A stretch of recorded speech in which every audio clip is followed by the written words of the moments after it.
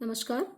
आज हम समावेशी शिक्षा पाठ्यक्रम के अंतर्गत विशिष्ट बालकों की अवधारणा को समझने का प्रयास करते हैं। इससे पूर्व हमने विशिष्ट शिक्षा का भारत एवं विश्व में विकास एवं विशिष्ट शिक्षा की अवधारणा को समझने का प्रयास किया, किंतु विशिष्ट शिक्षा जिन विशिष्ट बालकों के लिए रखी गई है, हमें उन विशिष्ट बालकों के लिए को भी जानना जरूरी है। तो आज के इस प्रकरण में हम विशिष्ट बालकों की अवधारणा के अंतर्गत उनकी अर्थ परिभाषाएं और विशिष्ट बालक होते किस प्रकार के हैं, उनकी विशेषताएं या उनके विभिन्न प्रकारों को समझने का प्रयास करेंगे। तो सर्वप्रथम हम देखते हैं कि विशिष्ट बालक कौन होता है। विशिष्ट बालक या विशिष्ट जो शब्द है वो सामान्यतः विशिष्ट आवश्यकता वाले बालकों को कहा जाता है, जो अपनी क्षमताओं, योग्यताओं, व्यवहार, व्यक्तित्व आदि से अपनी आयु के अन्य बच्चों से या बालकों से अलग होते हैं, और उनकी यह भिन्नता इसकी उच्चता के कारण भी हो सकती है या विकास के उनकी न्यूनता के कारण भी परिलक्षित हो सकती है। अर्थात इस प्रकार के बच्चों का विकास या तो इतना तीव्र या ज्यादा होता है, अपेक्षाकृत तीव्र होता है कि वे अन्य बच्चों से आगे निकल जाते हैं, या उनका यह विकास अपेक्षाकृत इतना न्यूनता लिए हुए होता है या कम होता है कि ये बच्चे अपने साथ के अन्य बच्चों से पिछड़ जाते हैं। तो इस प्रकार दोनों ही प्रकार के जो बालक होते हैं उनको अलग अलग शिक्षा देकर हम सामान्य धारा से जोड़ सकते हैं, इसलिए इन विशिष्ट बालकों की पहचान होना जरूरी है। विशिष्ट बालकों की इस परिभाषा अर्थ के पश्चात हम इनके लिए दिए गए विभिन्न शिक्षाविदों की परिभाषाओं को देखते हैं। सर्वप्रथम हम देखते हैं कि हैरी बाकर ने विशिष्ट बालकों के लिए जो परिभाषा दी है वो निम्न प्रकार से है कि जो शारीरिक, मानसिक, सांवेगिक और सामाजिक दृष्टि से सामान्य गुणों से इस सीमा तक विचलित होते हैं कि उन्हें अपनी अधिकतम क्षमता के अनुसार स्वयं का विकास करने के लिए विशिष्ट आवश्यकता होती है, वही बालक विशिष्ट बालक कहलाते हैं।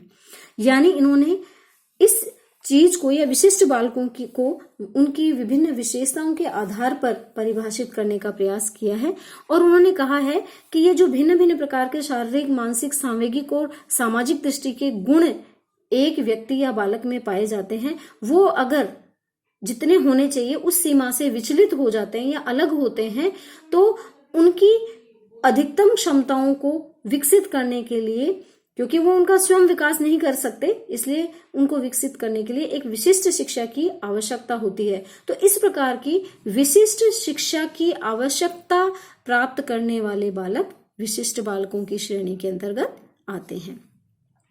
इसके लिए दूसरी परिभाषा हम देखते हैं जो क्रीक के द्वारा दी गई है, और इन्होंने कहा है कि विशिष्ट आवश्यकता वाला बालक वह बालक है जो सामान्य या औसत बालकों के मानसिक, शारीरिक तथा सामाजिक विशेषताओं से इतना भिन्न है कि वह विद्यालय आवश्यकताओं में संशोधन करना चाहता है, जिससे वह अपनी अधिकतम क्षमता का विकास कर सके। यानी क्रीक के अनुसार उसकी यह भिन्नता या उसकी यह विशिष्टता जिन न्यूनतम कारणों से परिलक्षित होती है, और ये न्यूनता लिए हुए कारण है उसके मानसिक, शारीरिक व सामाजिक विशेषताएं जो उसे अन्यों से भिन्न परिलक्षित करती है, तो उनके लिए आवश्यक है कि जो विद्यालयी व्यवस्थाएं हैं जो औसत बच्चों के लिए लागू की गई है उनमें संशोधन हो, और जिससे कि संशोधित आवश्यकताओं के माध्यम से या व्यवस्थाओं के माध्यम से वो अपना अधिकतम विकास कर सके या अपनी क्षमताओं का अधिकतम विकास कर सके। तो इस तरह की अधिकतम क्षमताओं के विकास के लिए संस्थापित की गई विद्यालय की व्यवस्थाओं में जो संशोधन है वो विशिष्ट बालकों के लिए ही निर्धारित होता है। विशिष्ट बालकों के लिए जो अगली परिभाषा दी गई है वो हेवार्ड के लिए दी गई है। हेवार्ड एवं ओरलेंस्की ने कहा है कि विशिष्ट एक सेवा अन्वेषित पद है। उन्होंने विशिष्ट शब्द को बालक से अलग करते हुए परिभाषित करने का प्रयास किया है, या कहें समझाने का प्रयास किया है कि विशिष्ट एक ऐसा सेवा अन्वेषित पद है जिसका तात्पर्य कोई भी ऐसे बालक से होता है जिसका निष्पादन मानक से ऊपर या नीचे इस सीमा इस सीमा से वंचित होता है कि उसके लिए विशेष कार्यक्रम की आवश्यकता होती है। यानी ये एक ऐसा पद है या ऐसे विद्यार्थियों या बालकों के लिए नियोजित किया गया पद है जो उन बालकों की निष्पत्तियों के मानक से ऊपर या नीचे कार्य करता है या उस सीमा तक वो वंचित होता है, और उनके उस वंचित होने के कारणों को रोकने के लिए जो विशेष कार्यक्रम की आवश्यकता होती है वही विशिष्टता को निर्धारित करती है या विशिष्ट बालकों की ओर उन्हें इंगित करती है। तो इस प्रकार से इन तीनों परिभाषाओं के माध्यम से हमने विशिष्ट बालक कौन हो सकते हैं इसको जानने का प्रयास किया है। तो इनको जानते हुए एक शिक्षक के लिए आवश्यक है या शिक्षक प्रशिक्षण महाविद्यालयों की ये जिम्मेदारी बनती है कि वो ऐसे अध्यापकों का समाज में निर्माण करने का या उनको प्रशिक्षण देने का प्रयास करें जिससे कि वो इस प्रकार के बालकों के लिए शिक्षण की सुविधाएं एवं वातावरण को उपलब्ध करवा सके। विशिष्ट बालकों की परिभाषा के पश्चात अब विशिष्ट बालक होते किस प्रकार के हैं या उनमें क्या विशेषताएं पाई जाती है, इनको हम इन परिभाषाओं के आधार पर ही समझने का प्रयास करते हैं। तो विशिष्ट बालकों की विशेषताओं के अंतर्गत आता है कि विशिष्ट बालक सामाजिक रूप से असमायोजित होते हैं। यहाँ तात्पर्य है कहने का कि सामाजिक रूप से विशिष्ट आवश्यकता वाले बालक समाज में समायोजन नहीं कर पाते हैं, वो असमायोजित होते हैं। कारण ये अपनी व्यक्तिगत समस्या, व्यवहार या संवेगात्मक स्थिति के कारण समाज में सामंजस्य नहीं कर पाते हैं। यानी शारीरिक रूप से, संवेगात्मक रूप से बहुत अधिक कमी होने के कारण से या अधिकता होने के कारण से ये सामान्य लोगों के साथ अपने आप को समाज में या परिवार में समायोजित नहीं कर पाते हैं। ये इनकी एक प्रमुख विशेषता होती है। मानसिक विशेषता के रूप में अगर हम देखें तो मानसिक रूप से असामान्य बौद्धिक क्षमता इस प्रकार के बच्चों में पाई जाती है, और यह बौद्धिक क्षमता दो प्रकार से होती है। पहली है धनात्मक बौद्धिक असामान्यता और दूसरी ऋणात्मक बौद्धिक असामान्य क्षमता। धनात्मक बौद्धिक असामान्यता जिन बालकों में पाई जाती है या इस तरह की क्षमता जिन बालकों में पाई जाती है वे बालक मुख्यतः प्रतिभाशाली बालक के रूप में जाने जाते हैं, जबकि जिन बालकों में मानसिक रूप से जो बुद्धि लब्धि है वो ऋणात्मक रूप में पाई जाती है, ये असामान्यता, तो इस प्रकार के बालकों को मंदबुद्धि बालक कहा जाता है। तो समाज में ये दोनों ही प्रकार के जो बालक हैं वो असामान्य बालक या विशिष्ट बालक के रूप में जाने जाते हैं, और इस प्रकार के यानी इन दोनों प्रकार के बालकों के लिए एक विशेष शिक्षा का आयोजन करना अनिवार्य हो जाता है अगर हमें उनके व्यक्तित्व का समान रूप से विकास करना है। तो इसके अतिरिक्त शारीरिक रूप से सक्षमता या न्यूनता भी इस प्रकार के बालकों में देखी जाती है, जिसके कारण से इन बालकों में जो सामान्य प्रचलित शिक्षण विधियां हैं एवं पाठ्यक्रम हैं वे इनसे लाभान्वित नहीं हो पाते हैं। इसलिए इनके शिक्षण के लिए विशेष प्रकार की प्रविधियों का उपयोग करते हुए शिक्षा देनी अनिवार्य हो जाती है। शैक्षिक रूप से ऐसे बालक अपने समूह से पिछड़े हुए या विशेष कठिनाई महसूस करने वाले होते हैं, क्योंकि शैक्षिक रूप से जैसे हमने बात की है कि मानसिक रूप से ये प्रतिभाशाली या मंदबुद्धि बालक होते हैं, तो इस तरह से शैक्षिक रूप से ऐसे बच्चे की बुद्धि लब्धि का जो स्तर होता है वो पिछड़े या आगे निकलने के कारण से विशेष विषय में या कक्षा में इनको कठिनाई महसूस होती है। तो एक शैक्षिक वातावरण भी पूर्ण रूप से इस प्रकार के बालकों के लिए नहीं बन पाता है। अगर हम ये देखें कि ऐसे बालकों के जो संवेग होते हैं उनके आधार पर भी हम इनकी पहचान कर सकते हैं या इनको पहचान सकते हैं। इस प्रकार के बालकों में सकारात्मक एवं नकारात्मक दोनों प्रकार के संवेग पाए जाते हैं।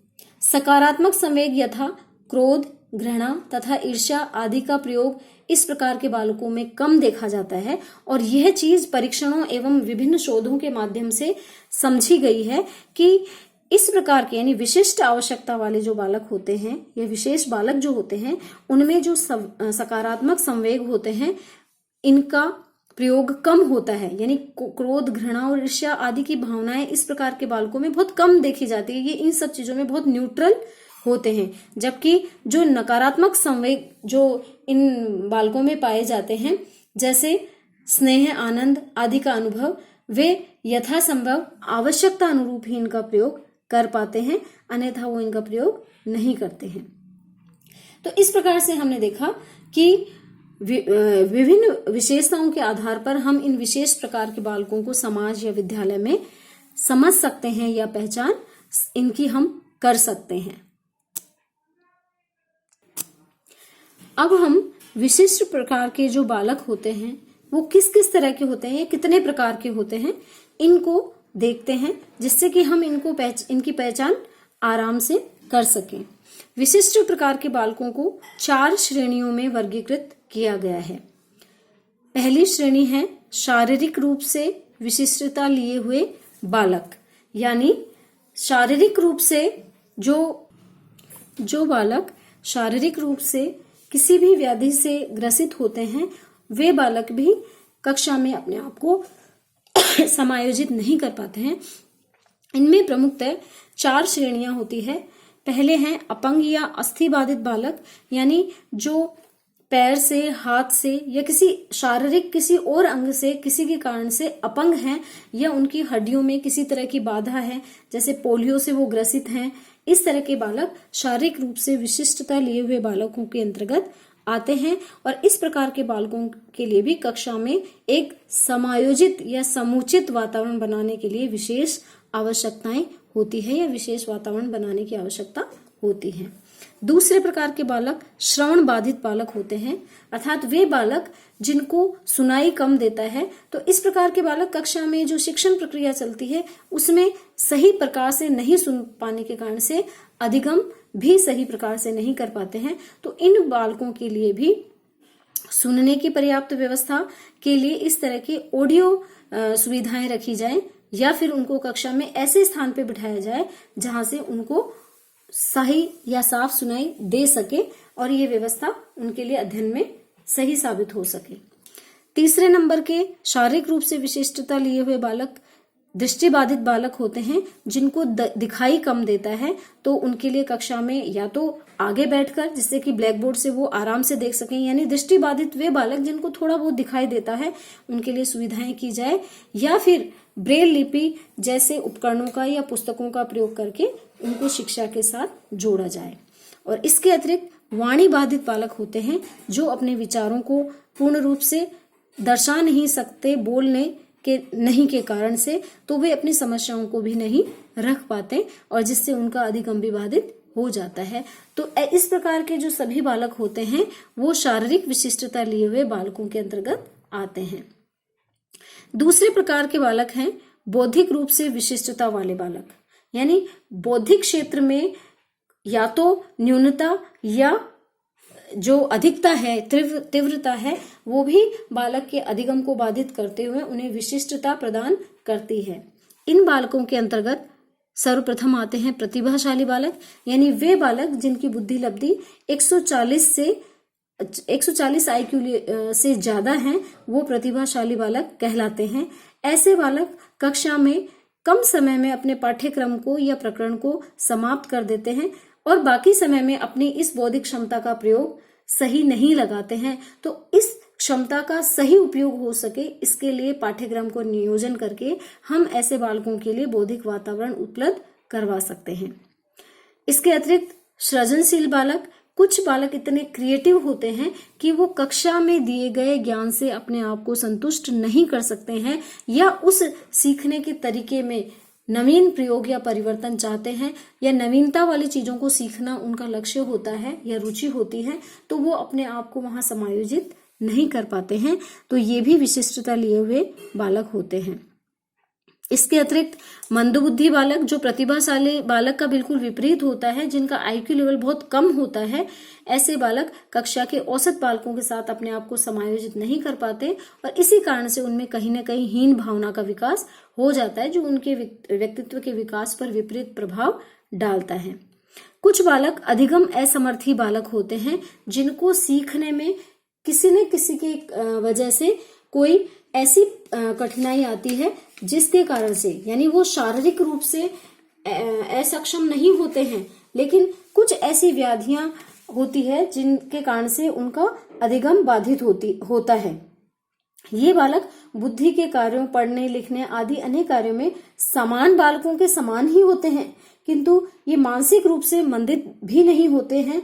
फिर भी इनकी उपलब्धियां या इनकी बौद्धिक योग्यताएं होती है, या जिसमें हम कहें कि इनकी जो निष्पत्तियां होती हैं वो कहीं ना कहीं उनके इस विकास को बाधित करती है। इस प्रकार के बालक में कुछ बालक ऐसे होते हैं जिनको पठन पाठन में दिक्कत आती है या कठिनाई आती है। कुछ बालक ऐसे होते हैं जिनको पढ़ने में कोई दिक्कत नहीं होती लेकिन लिखने में उनको प्रॉब्लम होती है, या कुछ अपनी बात को सही तरीके से नहीं रख पाते हैं। तो इन सब बालकों को भी सीखने में बाधा उत्पन्न होती है या कठिनाई आती है, जिसके कारण से इनका अधिगम बाधित हो जाता है। तो इस प्रकार के बालकों के लिए भी सही तरीका वातावरण तैयार करना आवश्यक हो जाता है। विशिष्ट बालकों का तीसरा प्रकार है सामाजिक रूप से विशिष्टता लिए हुए बालक। समाज में भी एक व्यक्ति के रूप में अपने आप को स्थापित करने के लिए बालक के सामाजिक गुण भी उस पर प्रभाव डालते हैं। तो कुछ बालक ऐसे होते हैं जो समस्यात्मक बालक होते हैं, समाज में एक समस्या के रूप में होते हैं, और ये जो समस्यात्मक बालक होते हैं ये प्रत्येक कक्षा में या हर विद्यालय में होते हैं। ये बालक समाज द्वारा निर्धारित मान्यताओं एवं जो नियम बनाए जाते हैं उनको अस्वीकार कर देते हैं, जिसके कारण से इनको समस्यात्मक बालक के रूप में देखा जाता है। समस्या का समाधान या संबंध इनकी शिक्षा से कम बल्कि इनके व्यवहार में अधिक परिलक्षित होता है। ये बालक सामान्य बालक हो सकते हैं, किंतु सृजनशील और प्रतिभावान बालक भी हो सकते हैं, लेकिन इनका व्यवहार सामाजिक नियमों के अनुरूप न होने के कारण से समस्यात्मक बालकों के रूप में परिलक्षित होता है। तो इस प्रकार के बालकों को कक्षा में समायोजित करने के लिए भी एक विशेष व्यवस्था की आवश्यकता होती है। कुछ बालक बाल अपराधी बालकों के रूप में होते हैं।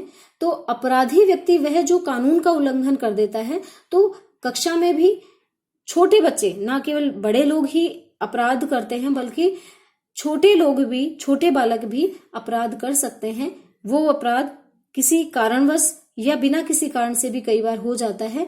तो इस प्रकार के जो बालक होते हैं, यानी भारतीय संविधान के अकॉर्डिंग 8 से लेकर 18 वर्ष तक के आयु वाले ऐसे बालक जो चोरी के आरोप में, जेब कतरना या लड़ाई झगड़ा आदि अपराधों में लिप्त होते हैं, वो बाल अपराधी कहलाते हैं। तो इस तरह के बाल अपराधी बालकों को भी शिक्षा की मुख्य धारा से जोड़कर किस तरह से समाज में स्थापित किया जाए, उसके लिए भी शिक्षा विशिष्ट रूप से देनी अनिवार्य हो जाती है। कुछ बालक इसमें कुसमायोजित बालक होते हैं जो विभिन्न कारणों से अपने आप को समाज में समायोजित नहीं कर पाते हैं, और उनके ये कारण सामाजिक, पारिवारिक या व्यक्तिगत हो सकते हैं। तो ऐसे बालकों के लिए भी विशिष्ट शिक्षा की अनिवार्यता होती है। इसके अतिरिक्त एक चौथे प्रकार के बालक होते हैं जो बहुविकारों से पीड़ित होते हैं।